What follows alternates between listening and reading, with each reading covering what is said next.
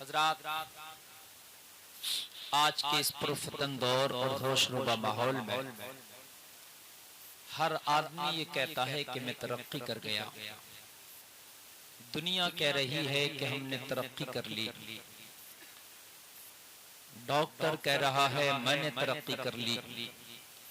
Engineer कह रहा है मैंने तरक्की कर ली। जिस कौम से बात करो उस कौम का एक एक फर्द कह रहा है मैंने तरक्की कर ली। लेकिन हकीकत बात यह है कि आपने तरक्की नहीं की है, आप पीछे की तरफ आ गए, तनज़्ज़ुली की तरफ आ गए। आप तरक्की नहीं कर पाए। तरीके मुस्तफा को छोड़ना है वजह बर्बादी। इसी से कौम हुई दुनिया में बेइख्तिदार अपनी। हमने तरक्की नहीं करी, हमने तरीके मुस्तफा को छोड़ के बर्बादी के रास्ते पर चल पड़े। डॉक्टर कहता है हमने बहुत तरक्की की। हमने कहा तुमने तरक्की क्या की, तुमसे ज्यादा मर्ज ने तरक्की की। आज डॉक्टर बहुत तरक्की करके भी इतने मर्ज हो गए कि वो पता नहीं कर पा रहा कि ये कौन सा मर्ज है, इसका इलाज क्या है। कहां तरक्की? पहले तुम कहते हो मियां तिब नहीं था, डॉक्टरी नहीं थी, साइंस नहीं थी, तो नहीं था तो आदमी 150-200 साल जीता था। आज डॉक्टरी इतनी बढ़ गई, कुल 60 साल जीता रहा। कहां तरक्की? बात है कि नहीं? जितना आज एक घर में मर्ज है इतना पूरे खानदान में नहीं होता था। जितना आज एक गांव में मर्ज है पूरे जिला में नहीं होता था। बात समझ रहे? आज आम बात हो गई, शुगर, बड़े बड़े मर्ज एक आम बात हो गई। समझ रहे हैं आप? बड़े बड़े। पहले तो अगर बुखार भी आ गया आदमी को ना, तो मियाँ उसने गर्म पानी पी लिया, बुखार चला गया। कहीं कुछ किसी ने तागा दे दिया, वो बांध लिया, बुखार चला गया। वो टैबलेट तो जानते ही नहीं था। अमरूद भून के खा लिया, खांसी चली गई। मुर्गी का अंडा खा लिया, खांसी चली गई, है ना? आज तो अगर खांसी 8 दिन से ज्यादा हो जाए तो डॉक्टर एक्सरे अलग कराता है, अल्ट्रासाउंड वाला, खून की जांच अलग, बलगम की जांच अलग, इतनी जांचें करा देता कि जांचों में आदमी परेशान हो जाता। तो लोगों सारी रस्सियां अल्लाह के हाथ में। तुम कहते हो हम तरक्की कर गए। तरक्की जब तक नहीं करोगे जब तक अल्लाह नहीं चाहेगा। तुमने अगर डॉक्टरी में, दवाई में रिसर्च की तो अल्लाह ने मर्ज बढ़ा दी। पता ये चला तुम कहते हो हम तरक्की करके नहीं कर पाए। इसलिए तरक्की नहीं कर पाए कि अल्लाह अगर चाहेगा तरक्की करना तभी तरक्की करोगे, वरना नहीं कर पाओगे। आप कितने भी बड़े डॉक्टर बन जाओ, लेकिन शिफा देना रब का काम है। ये शिफा देना डॉक्टर का काम नहीं है। बात समझिए आप? मैं तकरीर शुरू कर रहा हूं। हम तो दवाइयों पर, डॉक्टर पर भरोसा कर बैठे। डॉक्टर दवाई सबब है, मुसब्बिबुल असबाब तो और है। सबब पे तो बहुत भरोसा है मगर मुसब्बिबुल असबाब पे भरोसा छोड़ बैठे हैं। बात यही है कि कितनी बड़ा भी आपको मर्द हो जाए, अगर रब चाहे तो इशारे में ठीक हो जाए, और रब ना चाहे तो जरा सा मर्द बहुत बढ़ जाए, मौत का सबब बन जाए। बात है कि नहीं? लोगों, एक अल्लाह का पैगंबर है, नाम है मूसा कलीमुल्लाह, कह दो सुभान अल्लाह। हजरत मूसा कलीमुल्लाह, मैं आपको बताऊं लोगों, मर्ज देना खुदा का काम, शिफा देना भी खुदा का काम। ओ लोगों, हजरत मूसा अलैहिस्सलाम को पेट में जरा तकलीफ हुई, रब की बारगाह मर्ज की, मौला मूसा के पेट में दर्द है, इसका इलाज क्या होगा? रब ने फरमाया मूसा फला जंगल में चले जाओ, इस तरह की बूटी मिलेगी, उसका पत्ता तोड़ लेना और उसको घोट लेना, छान लेना, अरक निकाल लेना, अरक निकाल के उसे पी लेना, पेट का दर्द अच्छा हो जाएगा। हजरत मूसा बताने के मुताबिक उसी जंगल में पहुंचे, देखा वो बूटी का पेड़ खड़ा था, आपने पत्ता तोड़ा, पीसा, घोटा, छाना, अरक निकाला, पी लिया, पेट का दर्द अच्छा हो। पहचान कर ली ये पेट के दर्द की बूटी है। क्या कर ली? पहचान कर ली, पेट के दर्द की बूटी है। आप कहते हो हमने दवा का रिसर्च कर लिया, कोरोना का टीका आ गया, जिनको टीका लगा वो भी मर गए। बात तो गलत नहीं कर रहा हूं। हाँ, जिनको नहीं लगा वो मर रहे हैं, जिनको लगा कि वो सेफ है नहीं वो भी मर रहे हैं। अब ये बातें अगर कह दो तो मीडिया वाले बड़े उछाल लेते हैं, चैनल वाले ये जुमला निकाल देना मेरा जब डालो तो नेट पे। हाँ, हकीकत बता रहे हैं, अरे ये मौलाना मुखालफत कर रहा है टीके की। मैं मुखालफत नहीं कर रहा, मैं सही बता रहा हूँ। शिफा देना तो रब का काम है। जिनको टीका लगा उन्हें भी मर्ज हो रहा। मेरे भाई हो रहा क्या नहीं हो रहा? अल्लाह अल्लाह, हजरत मूसा खुश हुए, पेट के दर्द का इलाज तलाश लिया। है ना? हम खुश होते हैं कि हमने ये इलाज तलाश लिया, ये इजाद कर लिया, ये मशीन आ गई, अल्ट्रासाउंड मशीन आ गई, एक्सरे मशीन आ गई, ये टीका आ गया, टैबलेट आ गया, ये वैक्सीन आ गई। खुश है, मगर तुम्हें पता नहीं है जितनी पावर तुम्हारी दवा में नहीं होगी, अगर अल्लाह चाहेगा तो उससे ज्यादा पावर तुम्हारे मर्ज में पैदा कर देगा। क्या करेगी तुम्हारी दवा मुझे बताइए? उससे ज्यादा पावर पैदा कर देगा अल्लाह तुम्हारे मर्ज में। और मर्ज की पावर जब बढ़ती है तो फिर दवा की पावर खत्म हो जाती है। हजरत मूसा ने पहचान कर ली। ऑपरेटर साहब ठीक है चल रहा है, ठीक है, अब इसको बोलना मत वरना सीटी उठी मारेगा, चलने दो। पहचान कर ली। जैसे आज हम खुश हैं कि भाई कोरोना का टीका आ गया है ना, इसका आ गया उसका आ गया, खुश। चंद दिन के बाद फिर पेट में दर्द हुआ। और जब फिर हुआ तो फिर क्या कहा? तो मुझे तो पता है पेट के दर्द की दवा रिसर्च कर चुके हैं।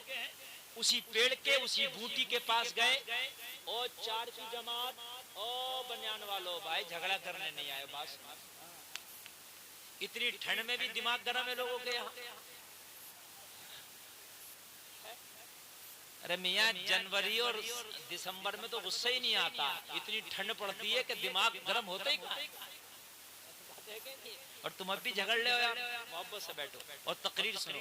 इसलिए कि मेरी तकरीर अब शुरू हो रही है और मेरी तकरीर का अगर कुछ पार्ट आपने नहीं समझ पाया तो पूरी तकरीर नहीं समझ पाओगे। जो पहला दूसरा तीसरा ना पढ़ा उसे 5वीं की किताब दे दो, समझ में आएगी? नहीं आएगी समझ में। पहले ए फॉर एप्पल पढ़ेगा। हाँ, तो पहले ये समझो जो मैं आपको बताना चाह रहा हूँ।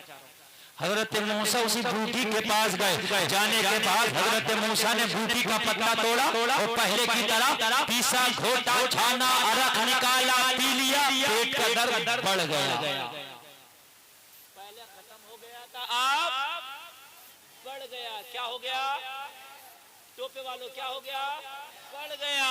मोबाइलों में मत देखो, मेरी 5000 तकरीरें यूट्यूब पर है। तुम्हारे मोबाइल की जरूरत क्या है?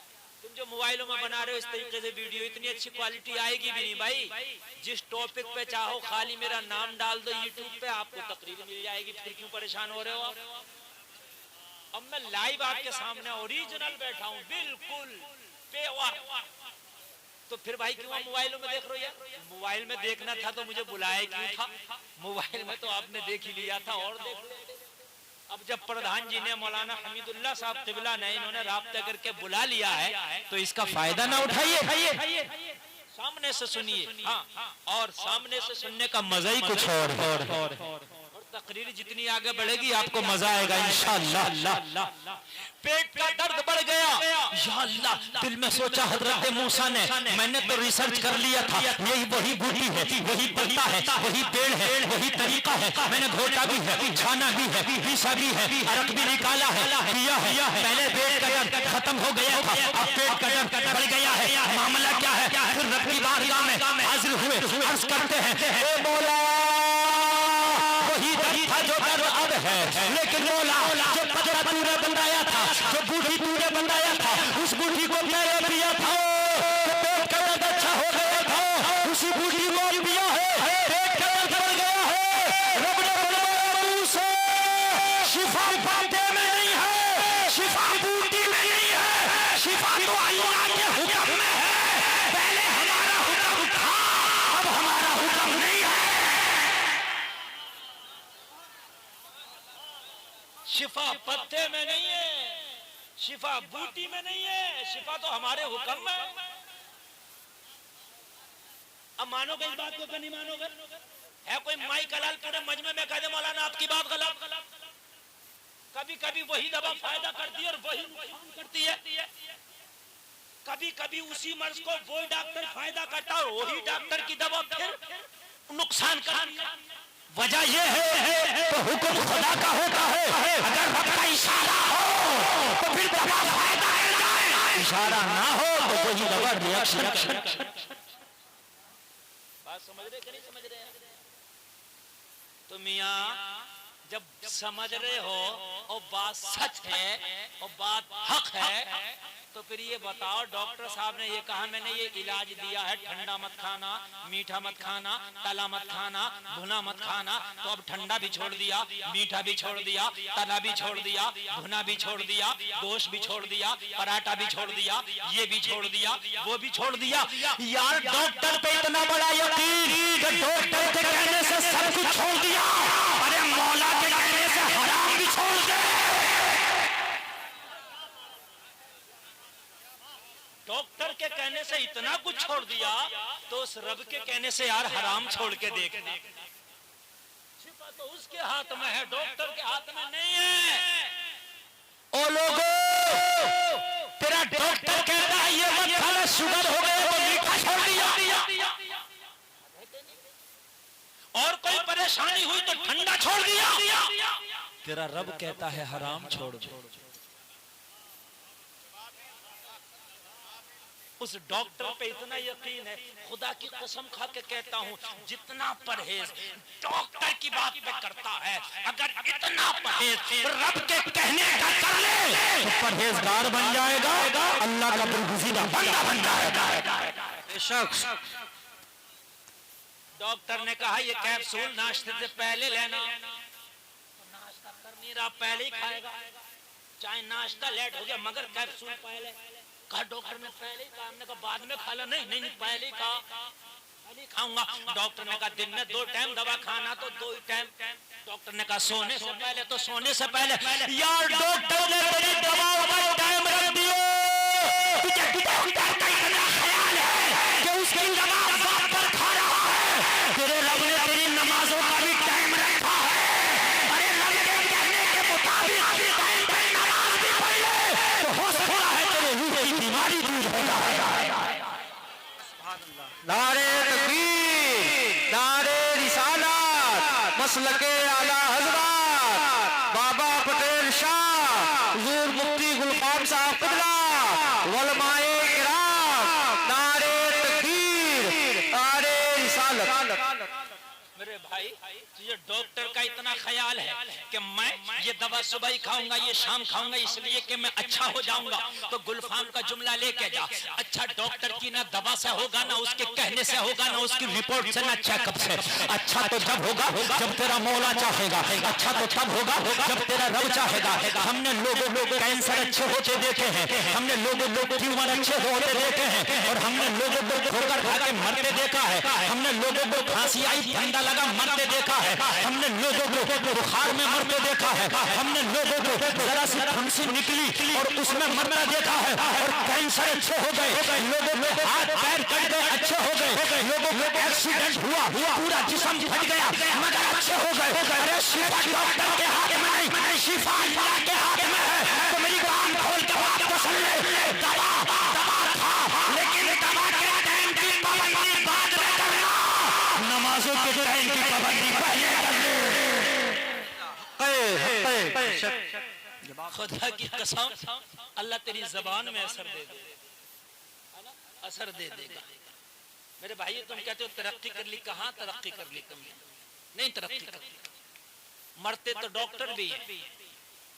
बहुत लंबा टॉपिक है जो मैं बयान कर रहा हूँ, बस इसलिए कि जितना मेरे पास टाइम है उसी के हिसाब से मैं बोलूंगा। वैसे तो इस टॉपिक पे बोलने के लिए मुझे कम से कम 4 से 5 रातें चाहिए, तब ये टॉपिक मुकम्मल करूँ मैं। तरक्की कर ली, बड़े खुश हैं हमने, तरक्की कर ली, तरक्की कर ली। कहाँ तरक्की कर ली, किधर तरक्की कर ली तुमने?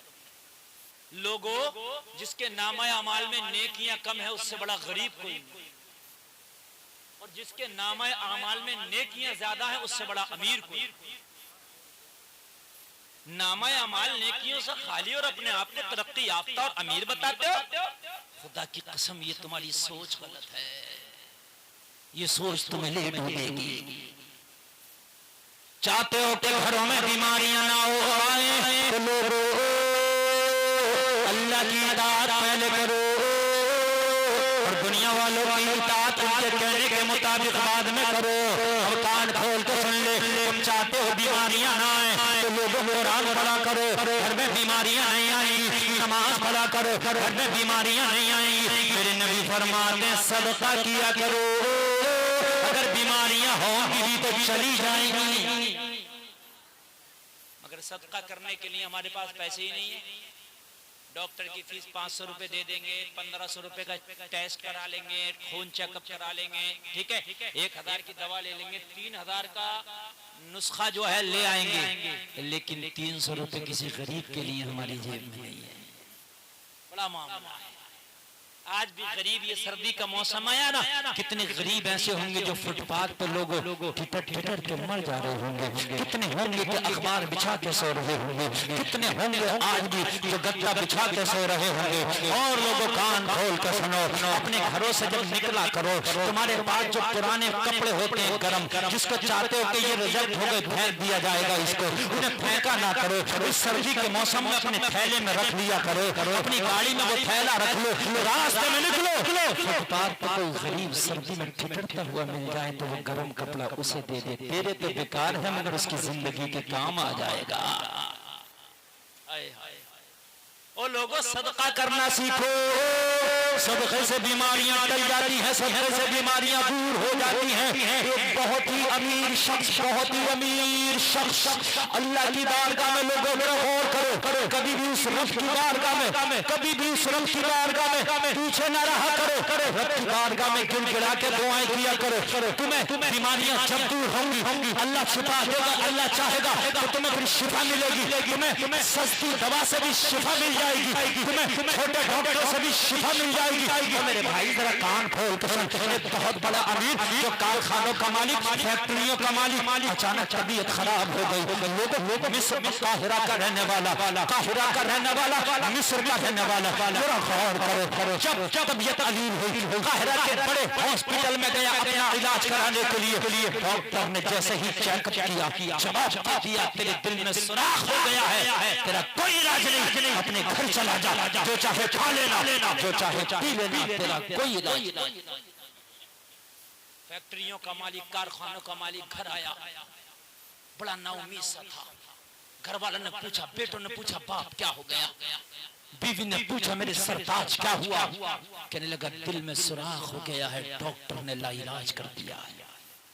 लोगों से रब से डरो, तुमने तो डरना ही छोड़ दिया। रातों को नंगे नंगे गाने देख रहे हो, लोगों मोबाइल में यूट्यूब में गाने देखते देखते सो जाते हैं।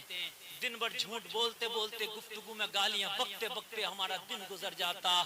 और मेरे भाई, रब से जरा डरो। अगर उसने एक बीमारी खुदा की कसम दे दी तो पूरी दुनिया की डॉक्टरी जोर लगा ले, तेरा एक मर्ज दूर नहीं कर सकती है।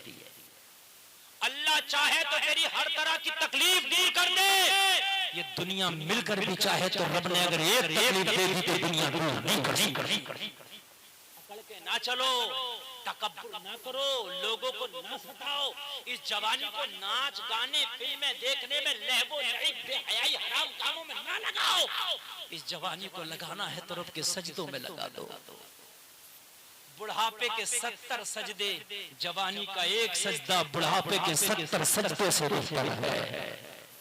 इस जवानी को तुमने किस किस चीज में लगा दिया? किसी ने क्रिकेट में लगा दिया, किसी ने पतंग उड़ाने में लगा दिया, किसी ने सट्टा खेलने में लगा दिया, किसी ने शराब पीने में लगा दिया, किसी ने अपनी इस जवानी को हरामकारी में लगा दिया, किसी ने बेहयाई में लगा दिया।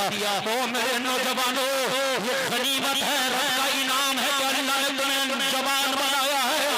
इस जवानी को सिर्फ रब की इबादत में लगा दो, वरना रब की लाठी आवाज नहीं है, जिंदगी तबाह करके चला जाएगा। एक मर्ज, और ऐसे हजारों मर्ज है, मैं तो एक मर्ज की बात कर रहा हूँ।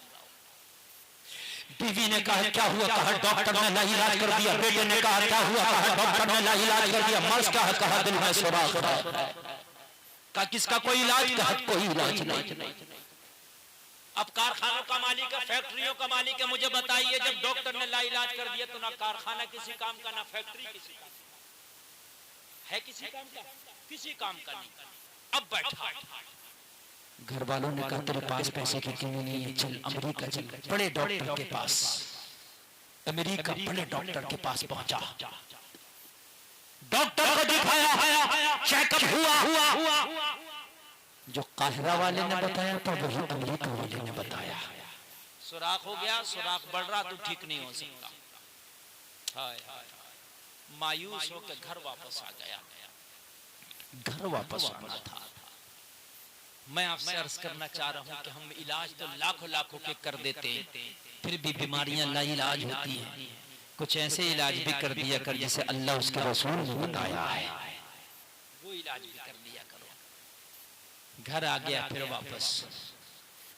खानदान वाले रिश्तेदार सब अयादत के लिए आने लगे। एक दिन सारे लोग इसके घर में जमा थे अयादत के लिए। इसकी चीख निकल गई, रोने लगा।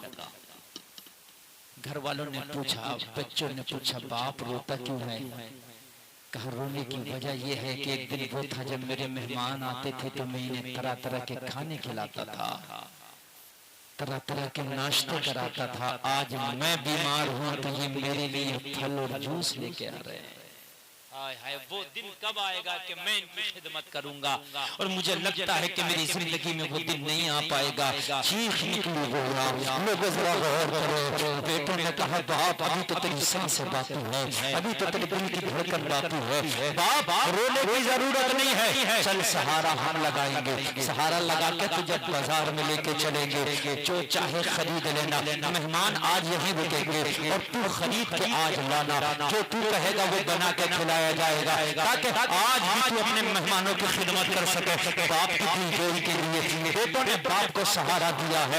बाप बेटों का सहारा पाकर लोगों हल्के हल्के कदमों से बाजार की तरफ चला है। बाजार में खरीदने के लिए खाने के आइटम खरीद रहा है, लोगों नाश्ते के आइटम खरीद रहा है। आखिर में गोश्त वाले की दुकान पर अपने बच्चों को लेकर खड़ा हो गया और गोश्त भी खरीदो ताकि अपने आने वाले मेहमानों की अच्छे से जियाफत कर सको। पता नहीं ये आखिरी जियाफत हो, पता नहीं दोबारा मेहमानों की जियाफत करने का मौका मिले या ना मिले। लोगों गोश्त वाले की दुकान पर खड़े होकर के गोश्त खरीद रहा था।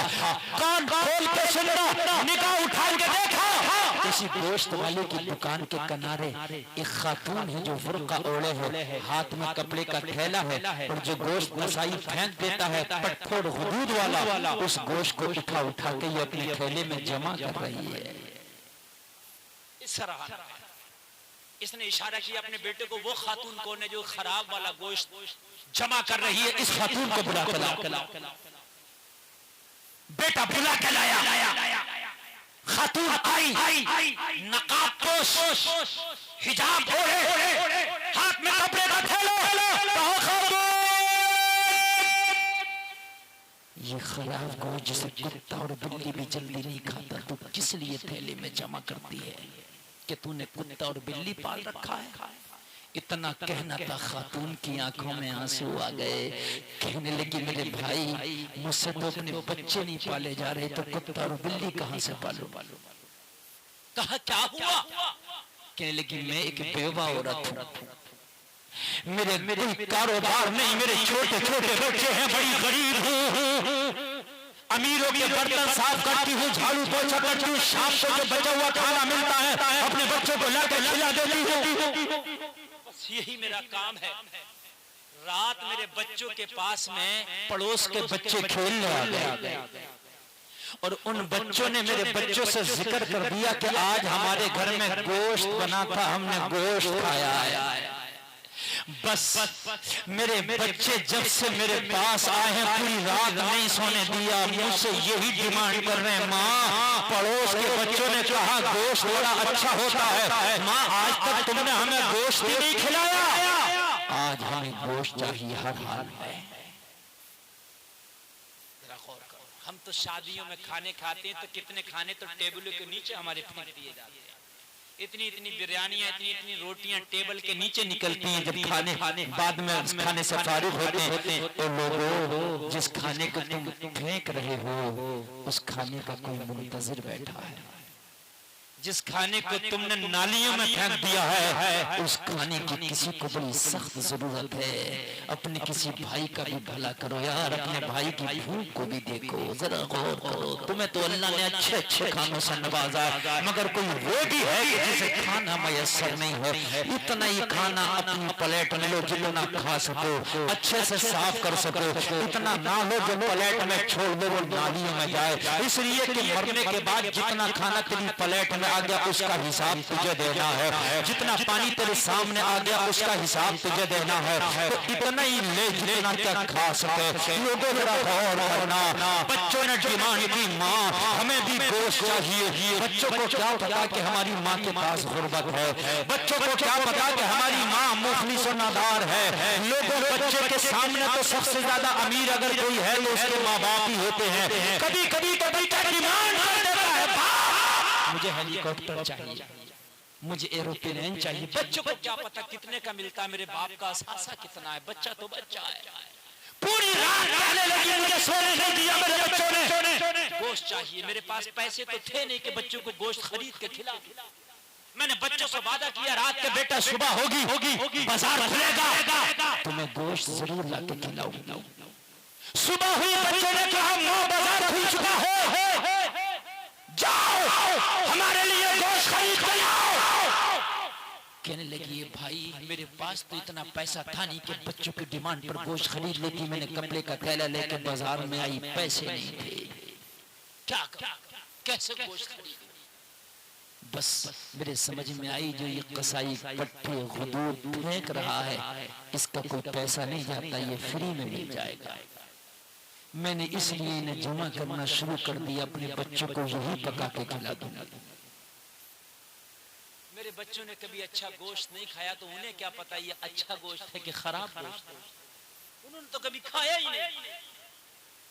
हाय हाय ये बीमार, ये मरीज जिसके कदमों में लर्जा था, सांस फूल रहा था, कहने लगा बहन मेरी तो जिंदगी का पता नहीं है, मगर मेरे सामने तू अपने बच्चों के लिए बोले के जा रही है जिसे कुत्ता और बिल्ली भी जल्दी नहीं खाते।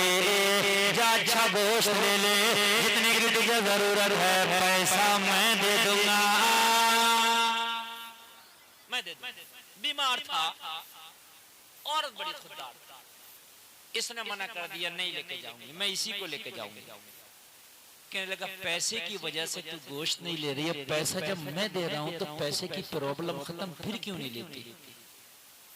अब अच्छा क्यों नहीं लेती जब मैं पैसे देने तैयार हूं तो?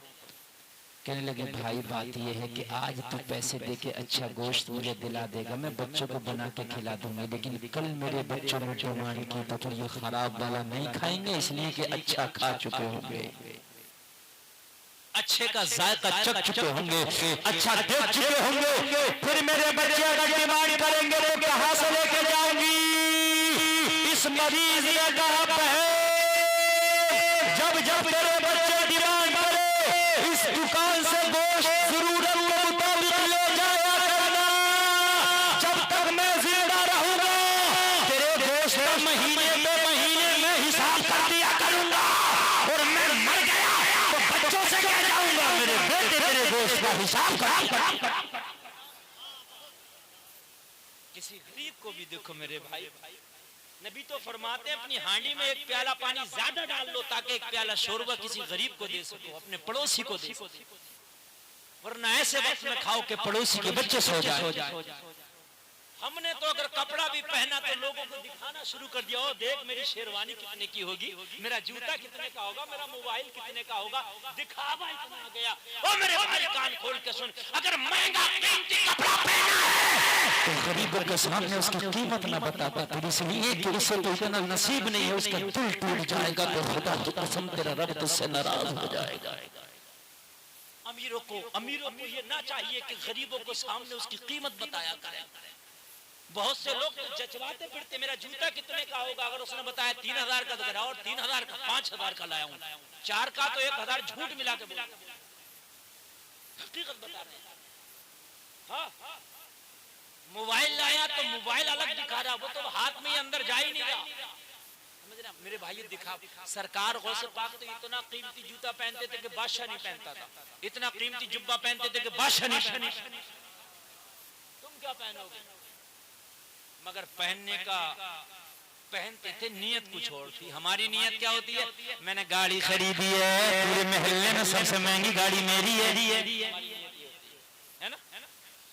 मैंने जूता खरीदा है, दोस्तों में सबसे महंगा जूता मेरा। हमारी नियत है। शादी में जाऊंगा तो मैं अलग ही दिखूंगा। अरे भाई क्या जूता है, भाई क्या मोबाइल, क्या गाड़ी है। हमारी नियत ये है। गौसे पाक की नियत सुनो। सरकार गौसे पाक से किसी ने पूछा, सरकार इतना महंगा कपड़ा क्यों पहनते हैं, बादशाह भी नहीं पहनता। फरमाया नियत ये है कि एक बार पहनूंगा, दोबारा किसी गरीब को गिफ्ट कर दूंगा। अब्दुल कादिर की वजह से गरीबों को महंगा कपड़ा पहनना नसीब हो जाएगा। सरकार गौसे पाक अगर सुहाग में पहन दे तो असर में किसी गरीब को गिफ्ट कर दिया। यार बोलो ना जरा सुभान अल्लाह। हमने क्या किया? हमने तो लोगों को दिखाए। शादियां होती है ना, हमारी बहनें जब सूट पहन के जाती हैं तो बड़ा दिखावा शादियों में करेंगी, अपने सूट का, अपने मेकअप का, अपने जो है लिबास का, अपने जेवर का। और मेरे भाइयों, अगर अल्लाह ने दिया है तो किसी गरीब के सामने दिखावा ना करो, इसलिए तो उसका दिल टूट। नबी की बारगाह में एक शख्स आया, कहने लगा मेरा बेटा खो गया, 3 दिन से नहीं मिला, माँ उसकी बड़ी परेशान है। आका दुआ करो कि बेटा मिल जाए। इतना कहना था कि सहाबी रसूल खड़े होकर अर्ज करने लगे, आका इसके बेटे को मैंने फला मैदान में छोटे छोटे बच्चों के साथ खेलता देखा है। बाप ने बेटे की खबर सुनी, मैदान की तरफ दौड़ने लगा। नबी ने फरमाया इधर आ, कहाँ जाता? अर्ज की आका उसी मैदान में जा रहा हूँ जहाँ मेरा बेटा बच्चों के साथ खेल रहा है, बुला के लाऊंगा। मैदान में जब जाएगा बच्चे के पास तो बेटे को क्या कह के बुलाएगा? अर्ज की आका बेटा बेटा कह के बुलाऊंगा। मना कर दिया, नहीं बेटा कह के नहीं बुलाऊंगा। आका फिर क्या कह के बुलाऊं? कहा आज उसका नाम लेके बुलाना। आका मेरा हकीकी बेटा, नाम क्यों लूं? बेटे कहने में क्या खराबी है? नबी ने फरमाया 3 दिन के बाद आज बेटे से तेरी मुलाकात होने वाली है, तेरे लहजे में गायब दर्जे की शफकत होगी, बड़े प्यार से अपने बेटे को बेटा कह के बुलाएगा। 3 दिन के बाद मिल रहा ना, हो सकता है तेरे बेटे के साथ कोई यतीम बच्चा खेल रहा हो। जब तू उसे प्यार करेगा, बेटा कहेगा, तो यतीम को बाप की याद आ जाएगी, उसका दिल टूट जाएगा। इसलिए उसका नाम लेकर बुला लेना ताकि तेरा भी काम हो जाए, तो किसी यतीम का भी दिल रह जाए। ये मजहब इस्लाम है मेरे प्यारे। हमारी तो जबान से भी लोगों को तकलीफें दी जाती हैं, हमारे हाथों से भी लोगों को तकलीफें दी जाती हैं। नबी फरमाते हैं मोमिन वो है कि जिसकी जबान और जिसके हाथ से दूसरे मोमिन महफूज रहे। ना तो हमारी जबान काबू में, ना हमारा हाथ काबू में। लोगों, अगर अल्लाह ने तुम्हें माल दिया है तो उसमें दिखावा ना करो। हो सके तो किसी गरीब को भी कभी शॉपिंग करा दिया करो, हो सके तो किसी गरीब को भी खिला दिया करो, हो सके तो किसी गरीब फैमिली का खर्चा उठा लिया करो। ये तेरा सदका है, तेरे घर की बीमारियां ले जाएगा, तेरे घर की परेशानियां ले जाएगा। लोगों ने भी इस खातून से कहा कि दोस्त पैसे मैं दिया करूंगा और मैं इंतकाल कर गया तो मेरे बच्चे दिया करेंगे। खातून के ये बात समझ में आ गई। अब मेरे बच्चे जब जब डिमांड दिया करेंगे, इसी दुकान से आके गोश्त ले जाया करूंगी और पैसे ये अमीर दे दिया करेगा। और ये बीमार है, अगर इसका इंतकाल हो गया तो इसके बच्चे दे दिया करेंगे। लोगों जरा गौर करो, खातून ने गोश्त खरीदा है और खरीदने के बाद अपने घर पहुंची है, अच्छे से सालन बनाया, बनाने के बाद दस्तरखान लगा दिया। लोगों मेरे बच्चों को छोटे छोटे लोग में खिला रही थी। बच्चों ने कभी गोश्त इतना अच्छा नहीं खाया था, तो बच्चों ने आज इतना अच्छा लुत्फा खाया तो बच्चों के दिल से दुआएं निकली, मौला जिसने हमारे खाने का इंतजाम किया है उसे दुनिया में सलामत रखना, मौला उसकी परेशानियां दूर कर देना।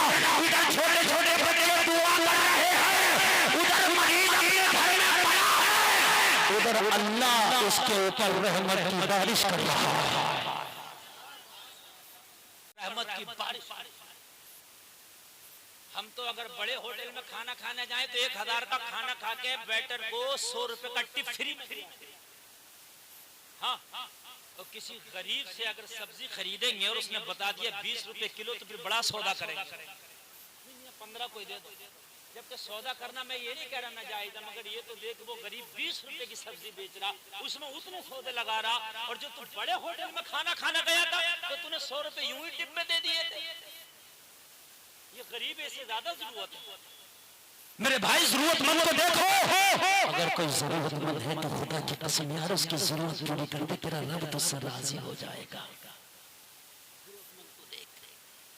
जब डॉक्टर ने कहा था ये मर जाएगा मर जाएगा, जब मरने की डेट आई ना डॉक्टर ने 2 महीने दिए थे, 2 महीने आए मरा नहीं, बिस्तर से अच्छा होकर खड़ा हो गया। सुभान अल्लाह, अच्छा हो गया, खड़ा हो गया।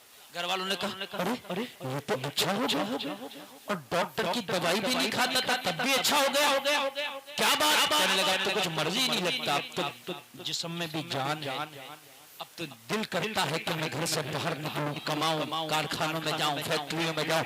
हेलो, एक बार चेकअप कराने के लिए फिर उसी डॉक्टर के पास अमेरिका गया। बात क्या है कि अब मैं बिल्कुल अच्छा हूँ, बदन में भी ताकत है। डॉक्टर इसे भूल गया था कि 2 महीने पहले मैंने इसे बताया था तू मर जाएगा, डॉक्टर भूल चुका था। जब आज रिपोर्ट ने निकाली, डॉक्टर ने रिपोर्ट देखी, कहने लगा घर जाओ, जो चाहो खाओ, जो चाहो पियो। मरीज बोला तूने इसके अलावा कुछ सीखा है कि नहीं सीखा है? 2 महीने पहले आया था तब भी कहा था घर जाओ, जो चाहो खाओ, जो चाहो पियो। आज आया हूं तो आज कह रहा घर जाओ, जो चाहो खाओ, जो चाहो पियो। डॉक्टर बोला 2 महीने पहले कब आए थे? मुझे तो नहीं पता। कहने लगा 2 महीने पहले आया था तो तूने कहा था कि कोई दुनिया में तेरा इलाज नहीं है, कोई दवा नहीं, कोई टैबलेट नहीं, कोई हॉस्पिटल नहीं जो तुझे ठीक कर दे। अब तू घर चला जा, 2 महीने का मेहमान, जो चाहे खाना, जो चाहे पीना। अब क्यों कह रहा? डॉक्टर कहने लगा इसलिए कह रहा हूँ तेरी रिपोर्ट साफ है, तू बिल्कुल अच्छा है, जो चाहे खा लेना, जो चाहे पी लेना। ये डॉक्टर से बोला नहीं तूने तो दिल में सुराख बताया था। डॉक्टर बोला नहीं दिल तेरा साफ है, ये बोला दिल में सुराख है। डॉक्टर बोला दिल साफ है। लोगों बहस शुरू हो गई, पुरानी वाली रिपोर्ट थैले से निकाली, डॉक्टर के सामने पेश कर दी। डॉक्टर ने देखा एक में सुराख है, एक बिल्कुल साफ है। डॉक्टर माथा पकड़ के बैठ गया, कहने लगा आने वाले जरा ये तो बता दो, ये पहली रिपोर्ट भी मेरी है, बाद की रिपोर्ट भी मेरी है, मगर पहली रिपोर्ट को देखता हूँ तो ऐसा लगता है कि तेरा इलाज कोई नहीं कर पाएगा, और दूसरी रिपोर्ट को देखता हूँ तो ऐसा लग रहा है कि तेरे अंदर कोई मर्ज ही नहीं है। ये तो बता दो किस हॉस्पिटल में इलाज करा के आया है, ये तो बता दो किस डॉक्टर का नुस्खा खा के आया है। तो ये मरीज मुस्कुरा के कह रहा था और किसी दुनियादार का नुस्खा नहीं खाया है, अब तो मदीने के ताजदार का नुस्खा खाया है।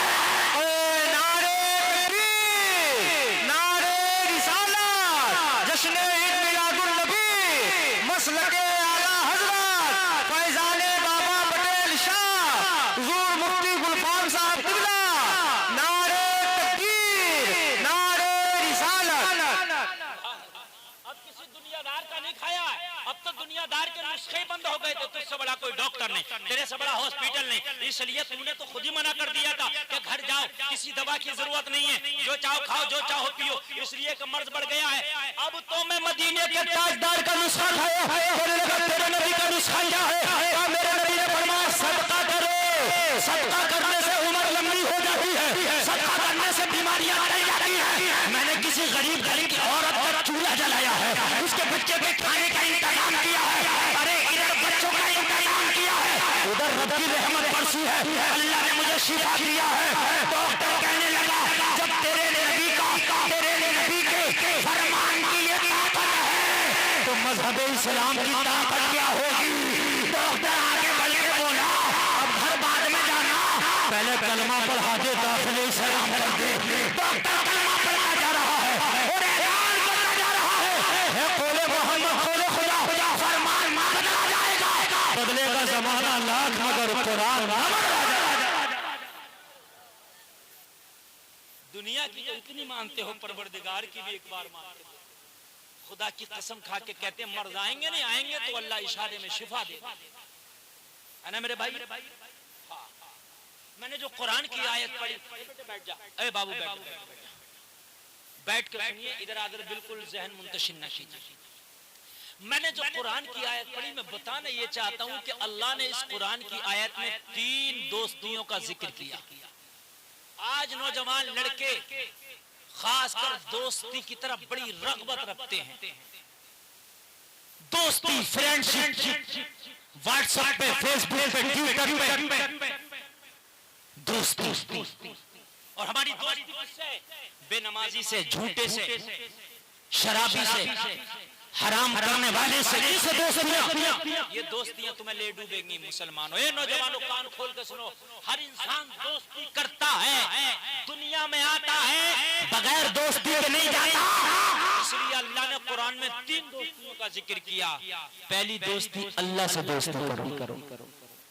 किससे करो दोस्ती? जोर से बोलो, और जोर से बोलो।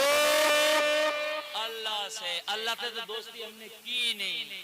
हमारी दोस्तियां बस उनसे हैं, बेनमाजियों से, झूठों से, सट्टेबाजों से, पतंगबाजों से। इनसे हमारी दोस्तियां, टपोरियों से, सटोरियों से, ये हमारी दोस्तियां। 12 साल का बच्चा भी ये बिगड़ गया। क्यों? इसलिए कि गलत दोस्ती में पड़ गया, बिगड़ गया। अगर तेरी दोस्ती अच्छी होगी ना तो खुदा की कसम बिगड़ेगा नहीं। बिगड़ा हुआ भी होगा तो समझ जाएगा। अगर बिगड़ा भी होगा तो समझ जाएगा अगर दोस्ती अच्छी होगी। पहली दोस्ती अल्लाह से, और अल्लाह से दोस्ती करने का तरीका क्या होगा? नौजवानों, जवानी में अल्लाह से दोस्ती कर लो। अगर दोस्ती अल्लाह से हो गई तो पूरी दुनिया मिलकर ही तेरा कुछ नहीं बिगाड़ पाएगी।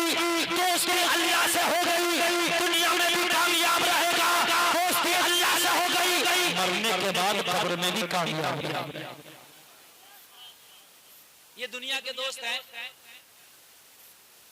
कैसा शोर मचा रहे हैं आप? ये क्या मसला है? खामोश रहिए थोड़ी देर। भाइयों, आपका कितना भी करीबी दोस्त क्यों ना हो, लेकिन तुम्हारा इंतकाल हो जाए ना तो कांधे पे सवार करके कब्र में रखे, मिट्टी दे के, वो मिन्हा नुखरिजुकुम तारतन उखरा कह के वापस पीठ दिखा दी।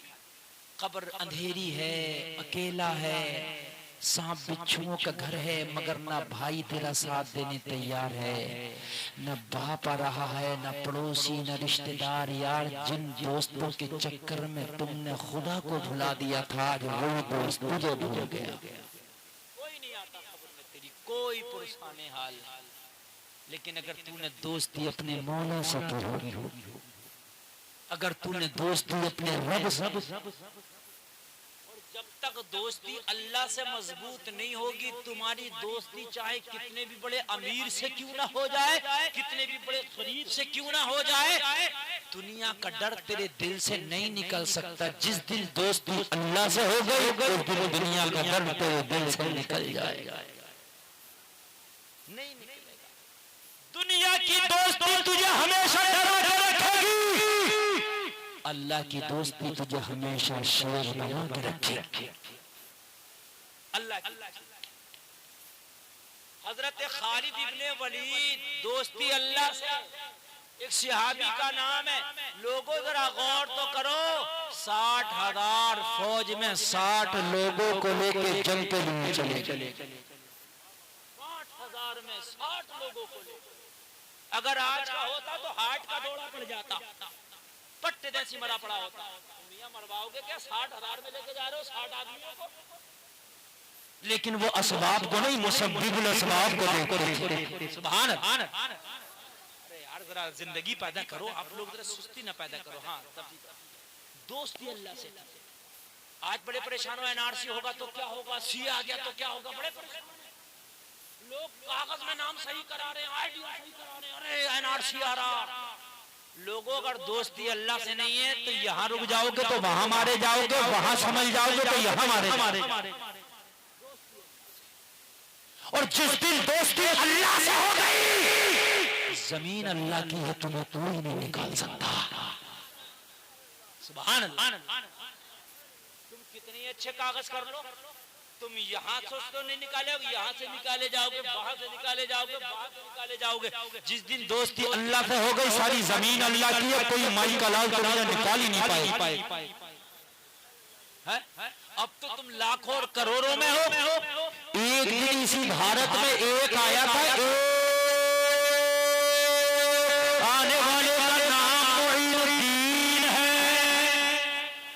सुभान अल्लाह बोलो, सुभान अल्लाह।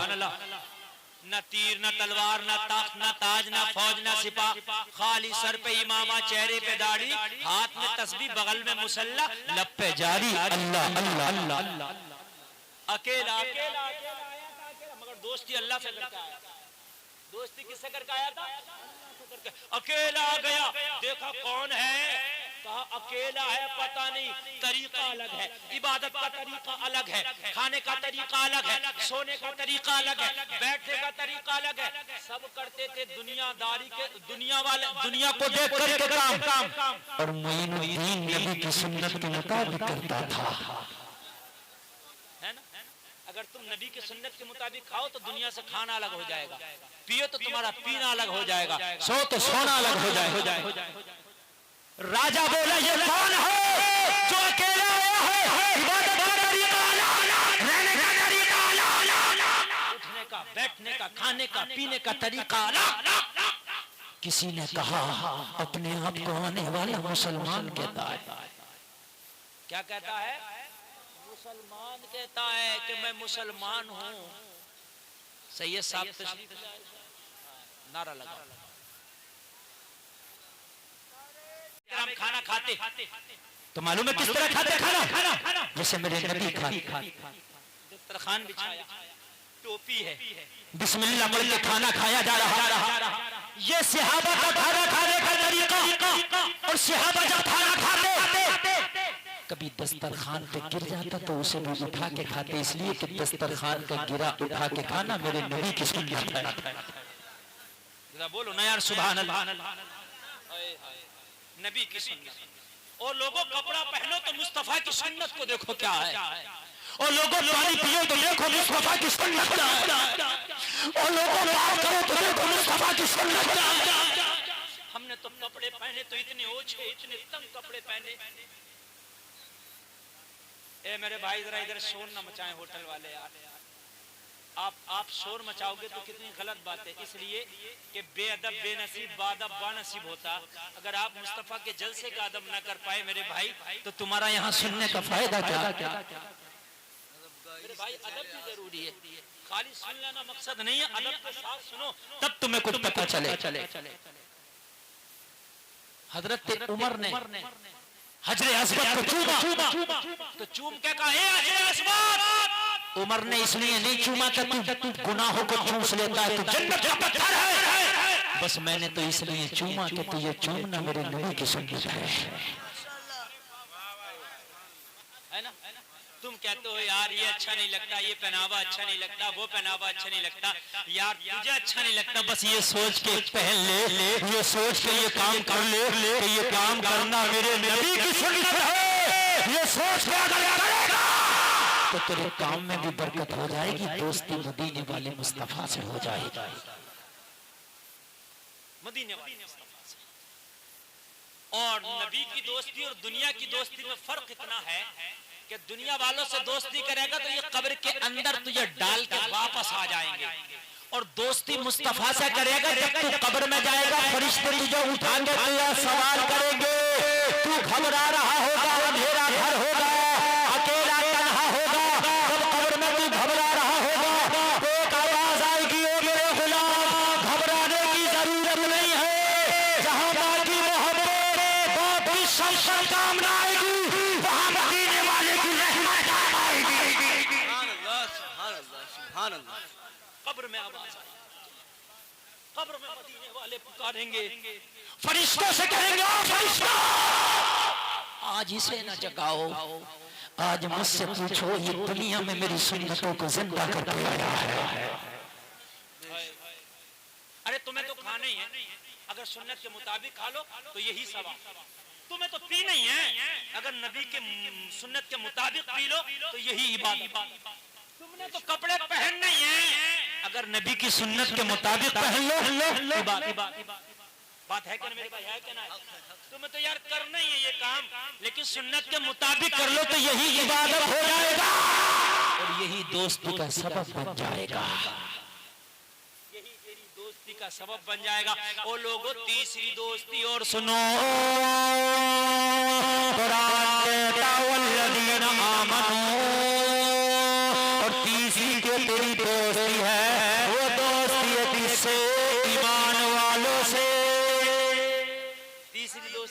कर ईमान वालों से, नेकों से, सैयद साहब किबला से, मस्जिद के इमाम से, मदरसे के आलिम से, किसी हाफिज से, किसी कारी से, किसी हाजी से, किसी नमाजी से, किसी अच्छे से, किसी दाढ़ी वाले से, किसी अल्लाह अल्लाह करने वाले से, इनसे दोस्ती कर, ये तेरी दोस्ती कामयाब है। शराबी की दोस्ती तुझे ले डूबेगी, जुआरी की दोस्ती तुझे ले डूबेगी, लोगों लड़कों की फ्रेंडशिप तुझे ले डूबेगी, और नेक लोगों से अगर दोस्ती होगी मैदान महशर में तेरी नेकी अगर कुछ कम भी पड़ेगी तो इस दोस्तों की वजह से अल्लाह तेरी कोशिश करवा देगा। दोस्तों अल्लाह तेरी बख्शिश फरमा देगा, ये दोस्तियां भी तुझे जन्नत दिला देगी। मैदान महशर में तो एक शख्स ऐसा होगा, अल्लाह फरमाएगा अगर किसी आलिम दीन के नाम पे तेरा नाम हो तो जा तेरी बख्शिश कर दी। हाँ, अगर तेरी किसी आलिम से दोस्ती हो तो जा तुझे बख्श दिया जाएगा। मगर हमारी तो दोस्तियां किससे आप जानते हो? ए मेरे भाइयों, दोस्तियां नेक लोगों से करो। ये नेक लोगों की दोस्तियां तुम्हें बचा ले जाएगी। ये नेक लोगों की दोस्तियों खुदा की कसम तुम्हारी बख्शिश करा ले जाएगी। दोस्ती करना है तो नेकों से करो। बगदाद में एक अल्लाह का वली है, नाम है हबीब अजमी, मुरीदों के दरमियान बैठे हैं। एक शख्स आया जो बड़ा बदनाम जमाना था, बहुत बड़ा गुनाहगार, शराबी, कबाबी, जुआरी, हर तरह का गुनाह करता था। आया तो रोने हबीब अजमी फरमाते हैं आज क्यों रो रहा मेरी बारगाह में आके? अर्ज करने लगा सरकार, तवज्जो सुना, जितनी देर बोलूंगा बड़े दिल से मैं बोल रहा हूँ, बस आप जरा दिल से सुनना। इधर के लोग बात कर रहे हैं ना, बात करने दो, ये चाय पी रहे इन्हें पीने दो, इसलिए कि चाय तो तुम्हें घर जाके भी मिल जाएगी, लेकिन जो यहाँ तुम सुन रहे हो ना वो घर जाकर नहीं मिले। अल्लाह वाले की दोस्ती बदल देती है। हबीब अजमी ने फरमाया रोता क्यों है?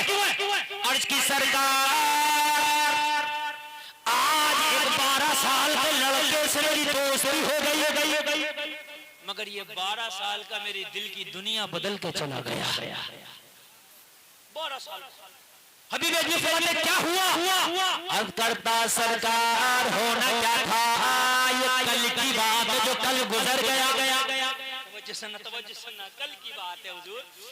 मेरी बीवी ने मुझसे कहा था आज शाम को घर पे एक बड़ी सी पार्टी होगी। क्या होगी? बड़ी सी पार्टी, जिसमें तेरे दोस्त आएंगे, जिसमें शराबों के जाम चलेंगे, जिसमें रक्स सुरूर होगा, जिसमें नाच गाने होंगे। शाम को मेरे घर पे एक बहुत बड़ी सी पार्टी रखी गई। कहा हुजूर मेरी बीवी ने कहा जितने भी तेरे दोस्त हैं सबकी दावत कर दो। मैंने अपने सारे दोस्तों की दावत कर दी। मैं दावत करके जब शाम मैं घर पे आया तो मेरी बीवी ने मुझे पर्चा थमाया और पर्चा थमा के बोली आज तेरे दोस्तों की दावत है, सारे दोस्त घर पे खाने के लिए आएंगे, लिहाजा बाजार जा और ये कुछ खाने पीने का सामान खरीद कर ला ताकि शाम को अच्छे खाने बनाओ और मेहमानों की अच्छे से जियाफत करूं। कहने लगा मैं बाजार गया, मैं बीवी के पर्चे के मुताबिक खाने के पीने की अशिया खरीद ली। खरीदने के बाद पोटली में मैंने जमा कर ली। पोटली मेरी बन गई। मुझे एक मजदूर की हाजत हुई कि एक मजदूर मिल जाए तो मेरी पोटली उठा के मेरे घर तक ले जाए, मैं उसे उसकी मजदूरी दे दूं, वो मेरा काम कर दे। कहने लगा हुजूर मजदूर को तलाश कर रहा था, कोई मजदूर न मिल पाया।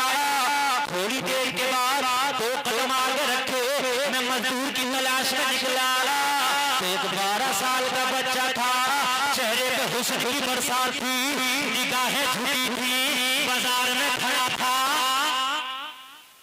12 साल का। मैंने कहा बेटा कैसे खड़े हो? तवज्जो, मेरे खानदान के लोग बहुत अच्छा सुन रहे हैं, अल्लाह सलामत रखे, इन्हें अल्लाह सलामत रखे।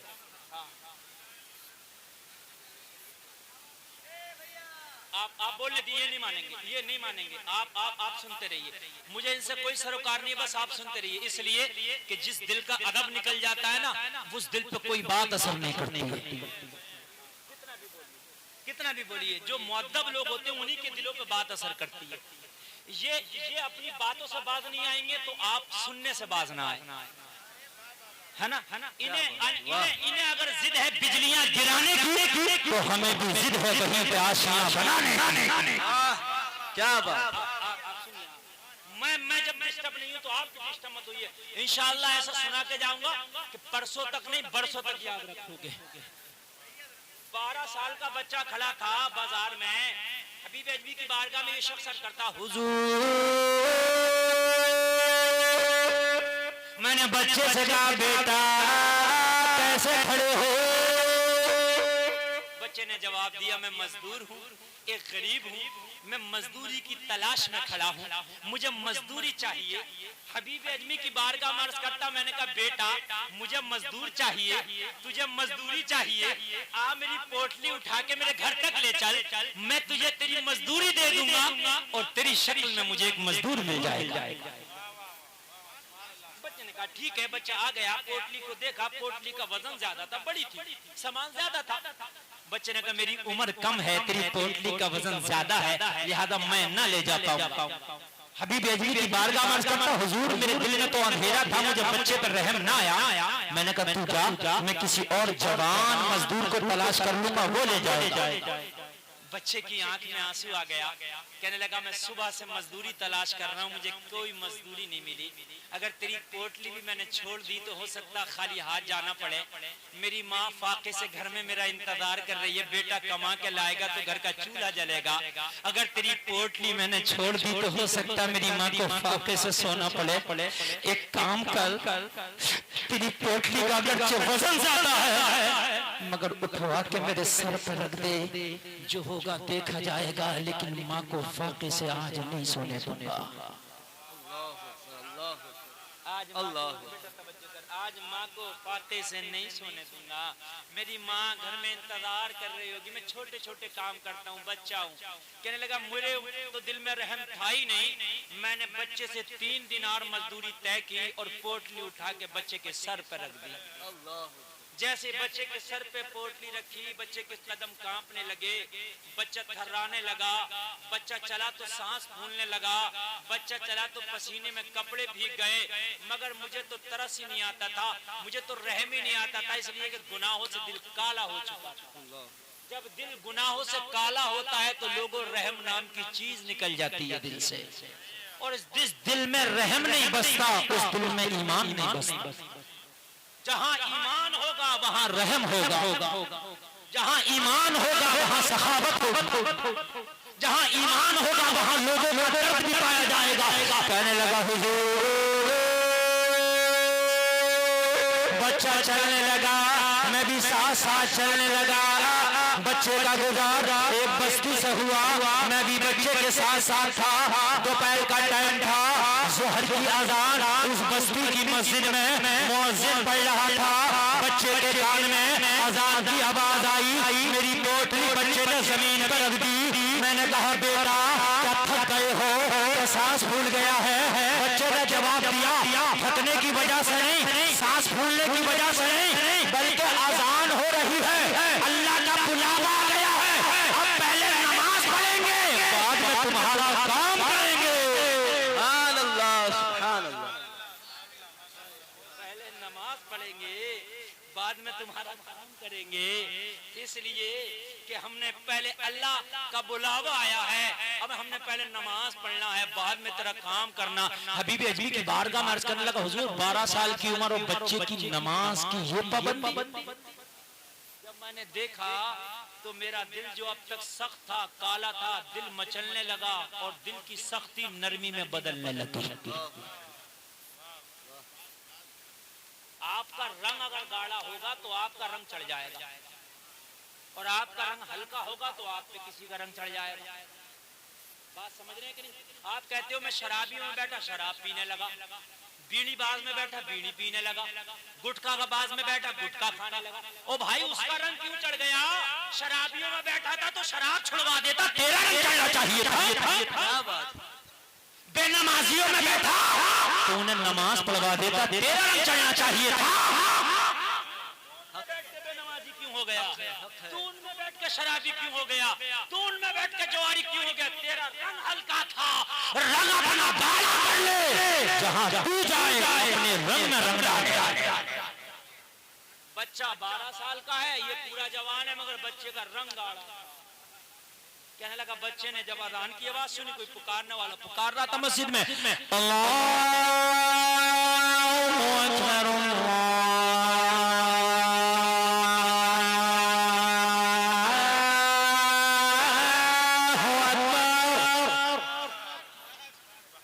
अकबर जोर से बोल दो। अच्छी लग रही है अजान के नहीं लग रही ना? और सुना दे, सुनाएंगे।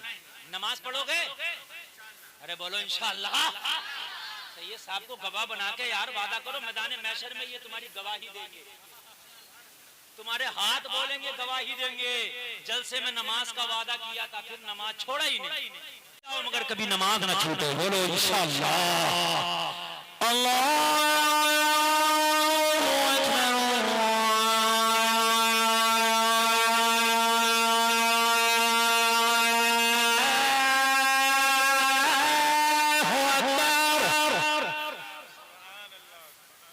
बच्चे ने अजान सुनी, पोटली लग दी, पहले नमाज बाद में काम। कहने लगा मैं खामोश था, बच्चे का ये काम देख के 12 साल और नमाज की ये पाबंदी।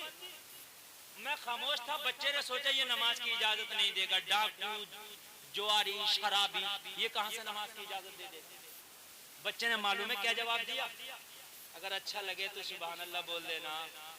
बच्चे ने कहा 3 दिनार तेरी मेरी मजदूरी तय हुई है, तू मुझे 1 दिनार मजदूरी कम दे देना, मगर नमाज पढ़ने की इजाजत दे दे। मुझे 1 दिनार चाहे कम दे देना, मगर मुझे नमाज पढ़ने की इजाजत दे दे। कहने लगा बच्चे का जब ये जुमला सुना तो मेरे दिल में लाइट जल गई मोहब्बत। अब तक अंधेरा था मगर लाइट जली। जैसे ही लाइट जली मैंने बच्चे से पूछा, बेटा मजदूरी 3 दिनार चल रही है और 2 लेके घर पे जाएगा तो तेरी माँ तुझसे हिसाब ना लेगी? बेटा 1 दिनार कहाँ डाल आया? क्या जवाब देगा? बच्चे ने कहा माँ पैसे का हिसाब बाद में लेती है, एक हिसाब और लेती है। अल्लाह अकबर, अल्लाह अकबर। माँ पैसे का हिसाब बाद में लेती है, कितने की मजदूरी करके आया, एक हिसाब और लेती है। कहने लगा वो हिसाब क्या है? हबीब अजमी की बारगाह में करता, बच्चा बोला शाम को जब मजदूरी करके जाता हूँ तो मेरी माँ मजदूरी का पैसा बाद में लेती है, पहले हिसाब लेती है। मेरे लाल बता ज़ोहर कहाँ पढ़ के आया है, असर कहाँ पढ़ के आया है, मगरिब कहाँ पढ़ के आया है। अगर मेरी कोई नमाज छूट जाए तो मेरी माँ मेरी मजदूरी का पैसा नहीं लेती, कहती है जो पैसा नमाज छोड़ के कमाया गया हो उस पैसे से खाना नहीं खाऊंगी, फाके से सो जाऊंगी, मगर इस पैसे को इस्तेमाल में नहीं लाऊंगी। वाह वाह वाह। काश अगर माँ ऐसी हो जाए तो बच्चा स्टेज का डांसर ना बनेगा, बच्चा मस्जिद का नमाजी न बनेगा। आज 12 साल का डांस कर रहा है। अभी मेरे इलाके रामपुर में एक उर्स हुआ, लक्कड़ शामिया का नाम है, वो बुजुर्ग पाए के हैं, उनका लकब था लक्कड़ शामिया। खुदा की कसम बड़ी तकलीफें होती हैं। एक वो नाचने वाली कोई है सपना चौधरी के नाम से, 5 लाख रुपए में उसको लेकर आई मेरी।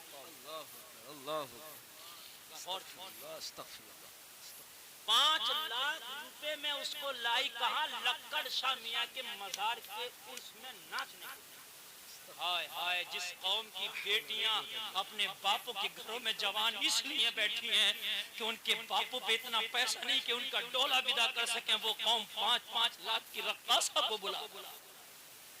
लोगों तबाही नहीं आएगी तुम पे तो क्या होगा? अगर जालिम हुक्मरानों को मुसल्लत नहीं किया जाएगा तुम पे तो क्या होगा?